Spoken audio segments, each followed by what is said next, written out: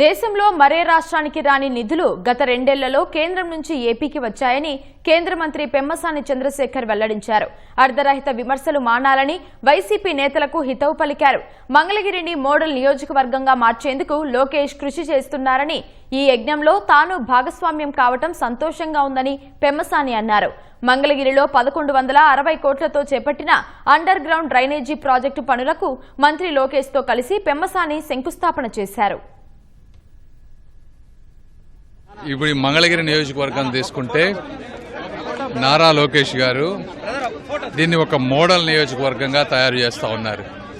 Model నియోజకవర్గం అంటే ఇక్కడ ఉండేటువంటి ప్రతి వ్యక్తికి, ప్రతి కుటుంబానికి ఎటువంటి వాతావరణం కావాలో, అంటే పొద్దున లేచిన దగ్గర నుంచి వ్యాయామానికి అవసరమైనటువంటి పార్కులు 1100 కోట్ల రూపాయలతోటి కంప్లీట్గా అండర్ గ్రౌండ్ డ్రైనేజ్ వర్క్ చేసిన వెంటనే రోడ్డు వేసే విధంగా సిస్టమేటిక్గా, అదేవిధంగా ఈరోజు నిడమర్రు రైల్వే ఓవర్ బ్రిడ్జ్, అంటే ఈ విధంగా ఒక నియోజకవర్గంలో ఎన్ని కార్యక్రమాలు బహుశా మంగళగిరి ఉద్భవించిన తర్వాత ఎప్పుడూ జరగలేదు.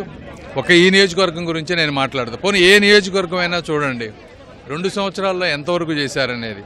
సంక్షేమం వాళ్ళు ఇచ్చిన దానికంటే ఎక్కువ ఇవ్వగలుగుతున్నారు. అభివృద్ధి ఏ ప్రాంతంలో చూసినా రోడ్లు, పార్కులు, డ్రైన్లు, స్కూల్స్ అన్నీ ఇంప్రూవ్ అవుతూ ఉన్నాయి. ఇంతకంటే ఈ రాష్ట్రానికి 2 సంవత్సరాల్లో ఏ రాష్ట్రానికి ఏ సమయంలో కూడా ఇంత నిధులు తెచ్చినటువంటి పరిస్థితి కూడా లేదు. కేంద్రం నుంచి ప్రాజెక్టులు వచ్చినటువంటి పరిస్థితి లేదు. కాబట్టి ఏదో విధంగా మాట్లాడాలని ఒక పద్ధతి లేకుండా మాట్లాడటం తప్పించి ఇందులో వాస్తవం లేదనేది నా అభిప్రాయం.